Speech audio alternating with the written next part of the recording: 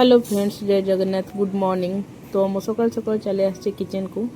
आबे time है सकाल 6टा। आ सकाल मोर नित्यकर्म सारिकी मु पळे आसचे किचन झील ପାଇଁ टिफिन तैयारी करिया ପାଇଁ। तो आज मु झील को दउछि टिफिन रे वेजिटेबल पराठा, कहीं ना झील वेजिटेबल खाया ପାଇଁ बेसी पसंद करेनी। तो से मु ता ପାଇଁ पराठा बनै दउछि ताकि से जाए न पारु जे ता देहरे वेजिटेबल पड़िछि बोली।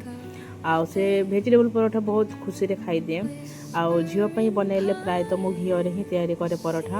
आउ आम ପାଇଁ तेल रे करे, किंतु झील ପାଇଁ जेबे भी पराठा तैयारी करे ता ପାଇଁ घी रे ही करे। आ ताको घी बहुत पसंद, ताको जहा माने भात रे भी ताको घी एथर दरकार होजे।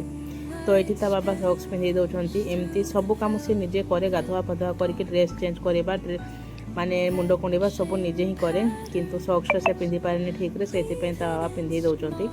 आमर बाइक खराब है, से बाबा ताको कार रे छाड़िया जाउछंती।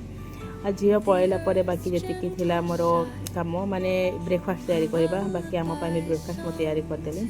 आ साइड रे बसैदेली चा, कहीं ना झील बाबा आसले चा पीबे। से भी आ मु भी चा टिके न पीले सकाळ सकाळ टिके भल लागेनी, से एपटे चा बसैदेली। आ सेपटे पळैले मु झाड़ू करिया ପାଇଁ, कहीं ना आमे चा फा पीकी आमे पळैबु जिम को।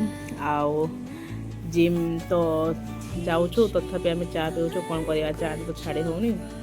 तो मो घर झाड़ू कर सारिके एबे टिके बालकनी भी झाड़ू मार दूचे, कहीं 2-3 दिन है वर्षा खरा लगी रोला।